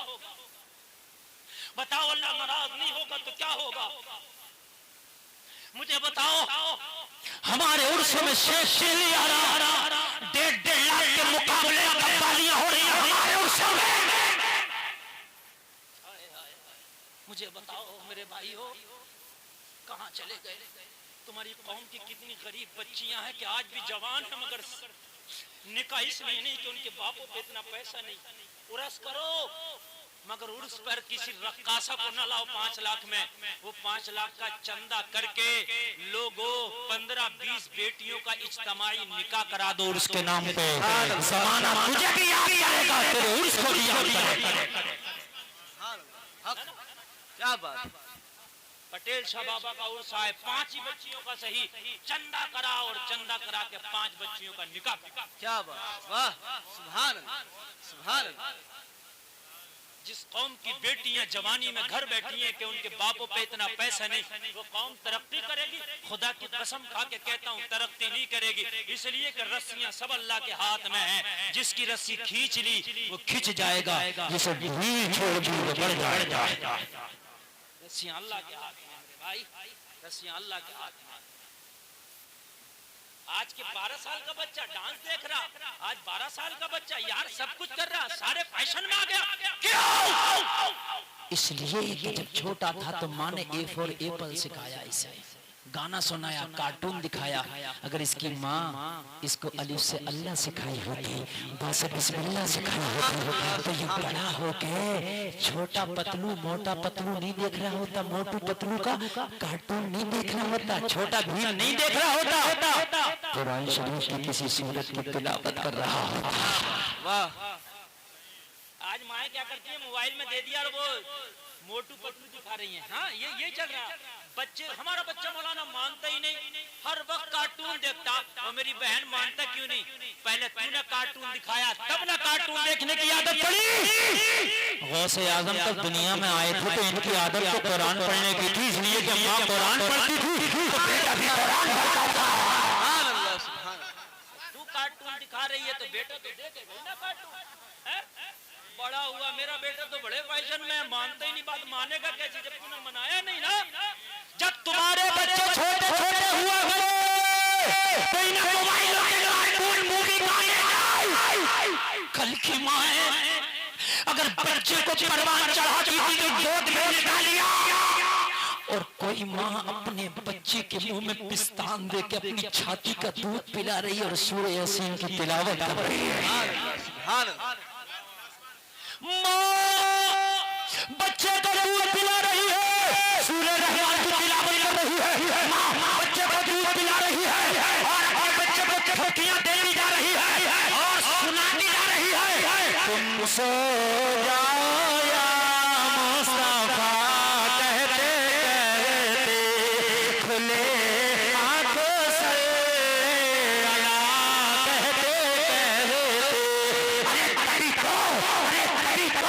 माँ फातिमा उम्मुल खैर है तो बेटा अब्दुल कादिर है, माँ फातिमा तो ज़हरा है तो बेटा हुसैन आया है। सुभान अल्लाह, सुभान अल्लाह, सुभान अल्लाह। वाह। आज की माएं अगर सही हो जाएं तो ये बच्चे तो कोरे कागज हैं, इनकी दिल की तख्तियों पे आईपीएल के मैच, बॉलीवुड के हीरो हीरोइन नहीं लिखे जाएंगे, इनकी दिल की तख्तियों पे कुरान के पारे लिखे जाएंगे। क्या बात है, सुभान अल्लाह, सुभान अल्लाह। कह रहा मेरी माँ पूछती है कि बेटा, माँ पूछती है बेटा ये बता मजदूरी तो करके आया, नमाजें कितनी पढ़ के आया? और मेरे भाई तवज्जो करना, नमाजें कितनी पढ़ के आया? अगर नमाज छूट जाए तो माँ कहती है जो नमाज छोड़ के पैसा कमाया उसको कबूल नहीं करूंगी, फाके से सो जाऊंगी, मगर नमाज छोड़ के कमाया गया पैसा कबूल नहीं करो। आज हमारे घरों में क्या होता है, तवज्जो करना जुमलों पे, बच्चा कोई गन्ने का टिलारा जा रहा हो, जाता है ना, बच्चा पीछे पीछे खींच लिया, घर लाया, माँ ये नहीं पूछती मेरे लाल मेरा तो गन्ने का खेत नहीं, तू गन्ना कहाँ से लाया? माँ क्या कहती है बेटा बड़ा अच्छा, आधा मुझे भी दे दे। तो बहन कह रही है बेटा जरा 2 पोई मुझे भी दे दे। हाय हाय हाय, काश कहा होता मेरे लाल ये मुझे नहीं दे तो ये बता लाया कहाँ से है, मेरा तो गन्ने का खेत ही नहीं। बेशक। ये तुमने अपने बच्चों की शुरू में इस्लाह की। सुल्ताना डाकू का नाम सुना नहीं सुना? सुना है। जब उसे फांसी हुई आखिर में तो कहा कोई आखिरी इच्छा, कहा माँ को बुला के ला। क्या कहा? माँ को। पीछे हाथ बंधे थे, तख्तेदार पर खड़ा कर दिया था। माँ करीब आई, बेटे क्या बात है? कहा आखिरी ख्वाहिश है माँ। कहा क्या है? कहा करीब आ, कान में कुछ कहना चाहता हूँ। माँ करीब आई, हाथ तो बंधे थे, कुछ कर नहीं सकते थे, मुंह से माँ की नाक काट ली। माँ ने कहा तूने ये क्या किया मेरे साथ? कहा माँ जब पहली चोरी मैं करके लाया था तो तूने शाबाशी दी थी, मुझे डांटा नहीं था। आज तेरी शाबाशी की वजह है कि तख्तेदार पे ये सुल्तान चला। डांटा होता, समझाया होता तो माँ आज तेरे बेटे को ये दिन देखने ना मिलता। माँ सबसे पहला मदरसा है, सबसे पहला इंस्टीट्यूट कॉलेज है, माँ सबसे पहला टीचर है। अगर माँ सही तो बच्चे की जिंदगी सही। कहने लगा मुझे एक दिनार का दे देना मगर नमाज पढ़ने दे। अभी भी की बारगाह में अर्ज़ करता हुजूर, दिल की लाइट जल चुकी थी, बच्चे से मोहब्बत हो चुकी थी, बच्चे की बातें अच्छी लगने लगी थी। मैंने कहा बेटा जा नमाज पढ़ ले, तेरी मजदूरी पूरी दे दूं। तुम कहते हो जमाना बदल गया, तू बदल जा, जमाना बदल जा। तू सही हो जा, जमाना सही हो जाएगा। तू अच्छा, तू रब की चौखट पे झुक के देख, जमाना अल्लाह जमाने को तेरे पीछे कर देगा। जा नमाज पढ़ ले, पूरी मजदूरी दूंगा। कहने लगा बिल्कुल कट नहीं करोगे? कहा बिल्कुल नहीं, मजदूरी पूरी। 10 मिनट की तकरीर और कर रहा हूँ बस इसलिए कि टाइम का पता नहीं चल रहा कि कितनी जल्दी टाइम गुजर रहा है। हाँ, बहुत जल्दी मेरा टाइम गुजरा। बस ये पौने 12। करम अल्लाह करम फरमाए, सरकारों का करम है। देखिए बहुत अच्छे सैयद साहब क़िबला सुनने, जब से सैयद साहब आए मुझे तकरीर करने में ज्यादा मजा आ रहा है। आपको मजा आ रहा है कि नहीं आ रहा? बात है कि नहीं? तो कह दो हाथ उठा के सुभान अल्लाह। माशाअल्लाह। तो वो जो कि नमाज इंशाअल्लाह पढ़ेंगे, सैयद साहब के सामने वादा किया है इंशाअल्लाह नमाज पढ़ेंगे। बोलिए इंशाअल्लाह। हाँ बस 10 से 15 मिनट और तवज्जो कीजिए। मैंने कहा बेटा जब मजदूरी पूरी दूंगा नमाज पढ़ ले। बच्चा नमाज पढ़ने के लिए मस्जिद में गया। मैं पोटली के पास खड़ा होकर उसकी रखवाली करता रहा। कहने लगा जब मस्जिद से सबसे पहला नमाजी निकला तो वही मेरा मजदूर बच्चा था जो मेरी पोटली लेके जा रहा था। सबसे पहले निकल के आया। मैंने कहा बेटा बड़ी जल्दी निकल आए, अभी कोई नमाजी नहीं निकला। बच्चे ने जवाब दिया सिर्फ फर्ज नमाज जमात के साथ पढ़ के आया हूँ, बाकी की सुन्नत नफल छोड़ दिया, नहीं पढ़ा। कहा किस लिए? कहा मजदूर तेरा हूँ, ये जो वक्त है इस वक्त में तेरा काम करना।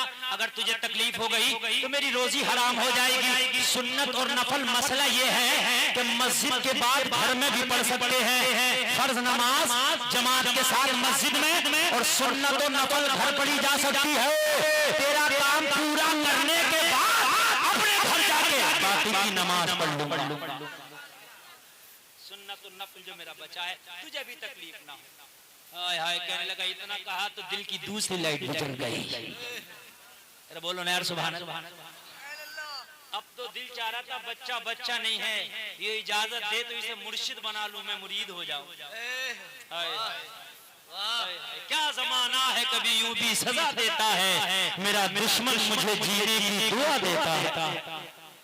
मैंने कहा बेटा ये पोटली मेरे सर पर रख दो, लेके मैं चलता हूँ, मजदूरी तुम्हें मिल जाएगी। बच्चे ने कहा नहीं, जो करेंगे नहीं उसका लेंगे नहीं। करेंगे तो लेंगे। कहने लगा मैंने बच्चे के सर पे पोटली लगवा दिया, बच्चा चल रहा, मैं दुआ कर रहा हूँ या अल्लाह मेरा घर जल्दी आ जाए, या अल्लाह मेरा घर जल्दी आ जाए, इसलिए कि पोटली बच्चे के सर पे थी, वजन मुझे लग रहा था। मोहब्बत हो गई थी ना, मोहब्बत हो गई थी। बच्चा आगे बड़ा बड़ा बोलते मेरा घर आ गया, घर का दरवाजा आ गया। बच्चे ने पोटली जमीन पर रख दी। बच्चा बोला मेरी मजदूरी ला। मैं बच्चे की मजदूरी देने के लिए जेब में हाथ डाला, पैसा खत्म हो चुका था। मैंने कहा एक मिनट रुक जा, घर के अंदर जाता हूँ, बेगम से तेरा पैसा ला के देता हूँ। बच्चा दरवाजे पे रुक गया, पोटली घर के अंदर में ले गया। मैंने बेगम से कहा बेगम 3 दिनार दो, मजदूर दरवाजे पे खड़ा है। बेगम अपने थैले से 3 दिनार निकालने लगी। मैं बच्चे का किस्सा अपनी बेगम को बताने लगा। क्या बताऊं, मजदूर बड़ा लाजवाब है, नमाजी है, नेक है, सच्चा है, अच्छा है, ऐसा है, वैसा है। पूरी बात जब बताई तो बीवी बोली मजदूरी देने के बाद 1 मिनट के लिए सही मगर उस बच्चे को घर में जरूर ले आ। आज से पहले तू शराबियों को लाता था, उबाशों को लाता था, आज एक अल्लाह वाला मेरे घर में आएगा ना तो इसकी कदम की बरकत से मेरे घर में रब की रहमत बरसने लगेगी। बस क्या था, मैं दरवाजे पे आया, मैंने बच्चे को 3 दिनार दिया। मैंने कहा बेटा मजदूरी तो मिल गई, अब मेरे घर में भी चला चल। बच्चे ने कहा मेरा मतलब यही तक था, मैं आ गया, मजदूरी ले ली, काम कर दिया, मेरी माँ इंतजार कर रही थी, जाने दे। मैंने कहा बेटा तुझे भूख लगी होगी, दोपहर का खाना तैयार है, मेरे घर खाना खा के चला जा, है ना, दोपहर का खाना खा के चला जा। बच्चे ने कहा नहीं खाऊंगा। कहा क्यों? बच्चे ने कहा रोजे से हो इसलिए नहीं खाऊंगा। 12 साल का बच्चा, हाय हाय अल्लाह अल्लाह, 12 साल का, उनकी निगाहे मस्त ने मस्ताना कर दिया, ऐसी पिलाई मुझको कि दीवाना कर दिया। क्या पूछते हो कुछ नहीं है मेरे पास, एक दिल ही था जो आका को नजराना कर दिया। रोजा है, हमने कहा बेटा रमजान का महीना नहीं, 12 साल की उम्र, तेज की धूप, तेज की गर्मी, और बेटा करते हो मजदूरी, और ये कैसे रोजा रख लिया? बच्चे ने जवाब दिया क्या करे, माँ की गोद में जैसे ही आँख खोली तो माँ को रोजा रखते पाया, हमारी भी रोजा रखने की आदत पड़ गई है। नारे तकबीर, नारे रिसालत, उलमाए अहले सुन्नत, जश्न ईद मिलादुन नबी, नारे तकबीर, नारे रिसालत। बस हमारी रोजा रखने की आदत पड़ गई है। बच्चे ने इतना कहा हमारी रोजा रखने की आदत पड़ गई है, इतना कहना था तो लोगों ने मैंने कहा बेटा अगर दोपहर में मेरा रोजा है, खाना नहीं खा सकता तो मेरा मेहमान बन जा, शाम को इफ्तार करके चले जाना। इफ्तार करके चले जाना। कहने लगा, बच्चे ने कबूल कर ली। लोगों कुरान में 3 दोस्तियों का जिक्र किया, पहले अल्लाह, फिर उसके रसूल की दोस्ती, तीसरी अल्लाह वालों की दोस्ती, ईमान वालों की, लजीना आमन। लोगों जरा गौर करना, जो मैं कह रहा हूँ ये तीसरी दोस्ती भी सुन लो, तुम्हें रंग देगी। अगर जहन्नमी हो गए वो दोस्ती तुम्हें जन्नती बना देगी, अगर बुरे हो गए दोस्ती अच्छा बना देगी, गुनाहगार हो गए दोस्ती नेकूकार बना देगी। अगर किस्मत तेरी सबर ना जाए तो कहना अच्छों से दोस्ती करके दे। कहने लगा मैंने बच्चे का बेटा इफ्तार करना, इतना कहना था तो बच्चे ने कहा दावत कबूल करना, मेरे नबी की सुन्नत है, हमने तुम्हारी दावत को कबूल किया। हबीब अजमी की बारगाह में अर्ज़ करता, हुजूर बच्चे ने दावत कबूल की तो मुझे ऐसा लगा जैसे किसी ने मुझे हुकूमत दे दी, जैसे तख्त ताज मिल गया हो। बहुत बड़े खुशी के साथ में बच्चे को अंदर लाया। बच्चा अंदर आया, अंदर आने के बाद जैसे मेरे घर में बच्चे ने कदम रखा, मेरी बीवी भी बच्चे पर नजर पड़ी तो थोड़ी देर के लिए मेरी बीवी साकिना जामिद होकर रह गई, बोलती नहीं है, हिलती नहीं है, चलती नहीं है, बच्चे को देख के चले जा रही है। काफी देर के बाद मेरी बीवी जब बोली चोला बोली जितने भी तेरे दोस्त हैं, जितने की तूने दावत की थी, आज सबकी दावत को मना कर दो। मैंने कहा क्यों? शाम को पार्टी है, दावत मना कर दूंगा तो पार्टी कैंसिल हो जाएगी। बीवी ने जवाब दिया दावत को मना कर दो, पार्टी कैंसिल नहीं होगी। आज पार्टी किसी शराबी या दुनियादार की नहीं होगी, आज मेरे घर में पार्टी रोजेदार की होगी। इस रोजेदार की पार्टी होगी और किसी की नहीं। कहने लगा मेरी बीवी ने अच्छे अच्छे खाने बनाए, शाम को दस्तरखान सजाया, इफ्तार का इंतजाम हो गया, बच्चा बैठा, मगरिब का वक्त हुआ, बच्चे ने इफ्तार किया, इफ्तार करके बच्चे ने नमाज पढ़ा। जैसे नमाज से फारिग हुआ, मुझे बच्चा अब घर से वापस जाना अच्छा नहीं लग रहा था। मैंने कहा बेटा रात होने लगी, घर दूर है, यही ईशा की नमाज पढ़ के सो जाओ, फजर पढ़ के चले जाना। अच्छा लग रहा था ना, बच्चा आया था तो ईमान वाला आया था, अल्लाह वाला आया था, नबी का वफादार आया था, नमाजी आया था, हलाल कमाने और खाने वाला आया था। बच्चे से इतना कहा तो बच्चे ने ये मेरी बात भी कबूल कर ली, चलो यहीं सो जाते हैं। बच्चा गेस्ट रूम में चला गया, मेहमान रूम में चला गया, जाके ईशा की तैयारी करने लगा। मेरी बीवी बोली आप खाना खा लो, आपने भी खाना नहीं खाया। हबीब अजमी की बारगाह में अर्ज़ करता, हुजूर जब खाने का जिक्र मेरी बीवी ने किया ना, मुझे किसी की याद आई। हबीब अजमी ने फरमाया किसकी याद आई? कहने लगा हुजूर मेरी एक जवान बेटी थी जो हाथों से माजूर थी, पैरों से माजूर थी, ना चल सकती थी, ना अपने हाथ से खा सकती थी, ना उठ सकती थी। हुजूर वो कमरे में पड़ी रहती थी, उसे मैं और मेरी बीवी अपने हाथ से खाना खिलाते थे। मैंने कहा बेगम मुझे बाद में खिलाना, पहले खाना तो बेटी को खिलाओ। मैं खाना लेके जब बेटी के कमरे में गया, बेटी ने अपनी निगाहों से शिकायत की, बाप आज इतनी देर कैसे हो गई? मैंने कहा बेटी आज मेहमान ऐसा आया था कि मेहमान की वजह से मैं तुझे भूल गया। बेटी ने कहा बाप तू आज तक नहीं भूला, आज कैसे भूल गया? मेहमान कैसा था? मैंने जवाब दिया बेटी मेहमान ऐसा था तुझे मैं खुद को भूल गया था। तुझे मैं अपने आप को भूल गया। कहने लगी बाप मुझे खाना भी खिलाता जा और मेहमान का किस्सा भी बताता जा, मेहमान कैसा था। बस कहने लगा अपनी बेटी को खिलाता जा रहा था, उसके ईमान के बारे में बतलाता जा रहा था। मेरी बेटी ने जब पूरा किस्सा सुना तो मुस्कुरा के बोली बाप अगर आज पूरी रात भी खाना ना खिलाता तो मैं आज तुझसे शिकायत नहीं करती, इसलिए कि जो मेहमान आया है बड़ा ही लाजवाब है। मैं खिला के हाथ धुला के बेटी को लिटा के चादर उठा के दरवाजा लगा के आ गई। मैं अपने कमरे में सो रहा था, बेटी अपने कमरे में, मेहमान अपने कमरे में। 2 मिनट की तकरीर है, बस बहुत तवज्जो, सिर्फ 2 मिनट। पूरी तकरीर का लुब्बे लुबाब में पेश कर रहा हूँ।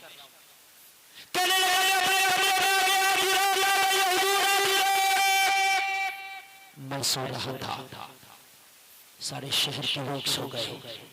आधी रात को मेरे दरवाजे पे किसी ने दस्तक दी। मेरी आंख खुली, मैं घबरा के उठा, कौन? दरवाजे से आवाज आई बाप दरवाजा खोल मेरी बेटी खड़ी है। दिमाग की बत्ती ना जली हो तो मैं जलाऊं? जो बेटी उठ नहीं सकती, खा नहीं सकती, वो कह रही है खड़ी है। कहने लगा इतना सुना था तो दिल की धड़कन तेज हो गई, सांसें तेज तेज चलने लगी। या अल्लाह, दुनिया के डॉक्टरों ने मेरी बेटी को लाइलाज कर दिया था, दुनिया के हकीमों तबीबों ने मेरी बेटी को लाइलाज कर दिया था। या अल्लाह, ये आधी रात में मेरे दरवाजे पर दस्तक दे के खड़ी कैसे है? मौला, ये रात में कैसे सही हो गई? बस मैं जल्दी से उठा, माथे पे पसीना है। मैंने दरवाजा खोला तो मैंने क्या देखा, मेरी बेटी अपने पैरों पर खड़ी है। मैंने बेटी को अपने सीने से लगाया, कलेजे से लगा के मैंने कहा बेटी ये तो बता कि तुझे दुनिया के हकीमों ने लाइलाज कर दिया, तू कैसे खड़ी है? बेटी ने जवाब दिया ओ मेरे बाप, तू जिसका किस्सा बता के गया था तू तो चला गया, मुझे नींद नहीं आई। मैं करवट पे करवट बदलती रही। जब आधी रात आई तो मैंने रब की बारगाह में अर्ज़ की मौला मुझे दुनिया के हकीमों ने लाइलाज कर दिया है, लेकिन मेरे घर में जो आज मेहमान ठहरा है बड़ा ही नेक है, अगर वो वाकई नेक है तो उसके सदक़े में मुझे शिफा दे दे। इतना कहना था, मेरे पैर अच्छे हो गए, मेरा बदन अच्छा हो गया, मेरा जिस्म अच्छा हो गया, ये उसी मेहमान की बरकत है। जब बाप ने इतना सुना तो झूमता जा रहा था और ऐलान करता जा रहा था, जब उनके लदा भर देते हैं शाहान ज़माना की झोली, मोहताज का जब ये आना है मुख्तार आलम क्या होगा।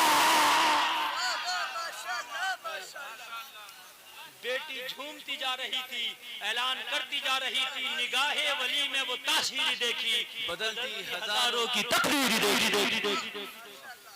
कहने लगी बाप ये उसी मेहमान की बरकतें हैं कि अल्लाह ने मुझे शिफा दी है। हाय हाय, अल्लाह ने मुझे शिफा दी है। कहने लगा बाप बेटी चल मेहमान का शुक्रिया तो अदा कर दे, चल मेहमान के कमरे में चल के कम से कम उसका शुक्रिया अदा कर दें। कहने लगा जैसे ही मैं मेहमान के कमरे में गया, मैंने दरवाजा खोला, हबीब अजमी की बारगाह में अर्ज़ करता हुजूर। कमरे से मेहमान गायब था, बिस्तर खाली। बेटी की निगाहें मुंतजिर थी, बाप वो तेरा मेहमान कहाँ गया जिसकी तूने तारीफें की थी, जिसके सदक़े में अल्लाह ने मुझे शिफा दी? बाप कहाँ गया वो तेरा मेहमान? कहने लगा मेहमान नहीं था, कमरा खाली था।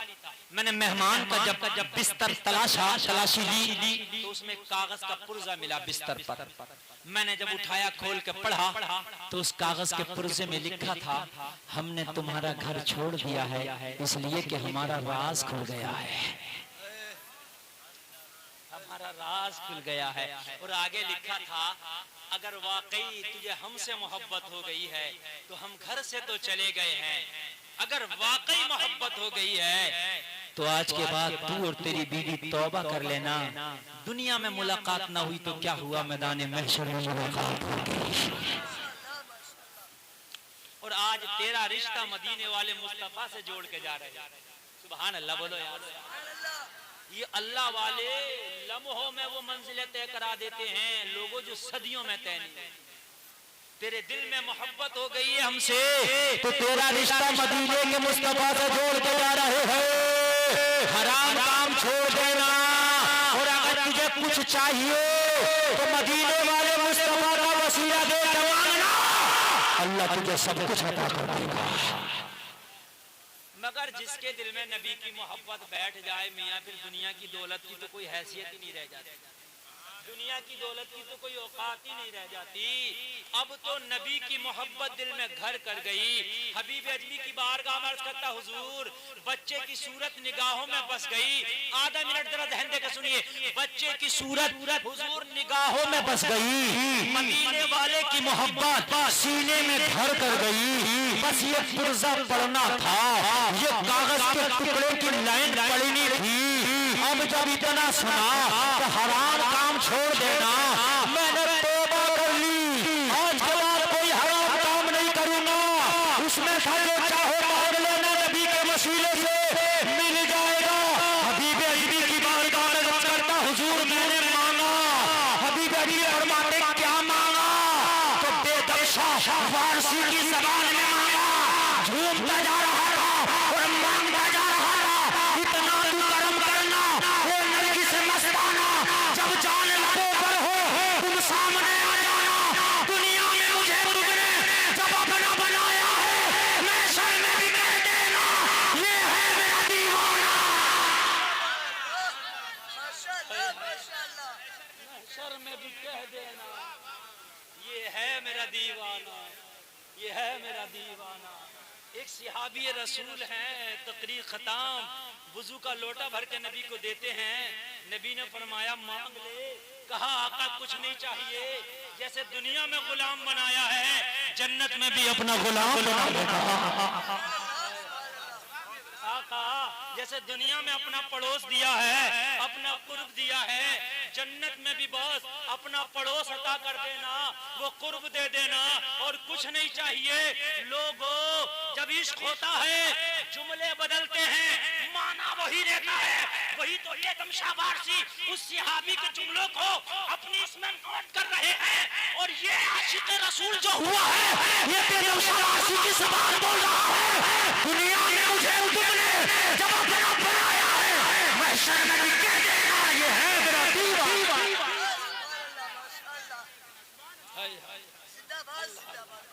लोगों कहने से ज्यादा मेरे रब हमें अमल की तौफीक।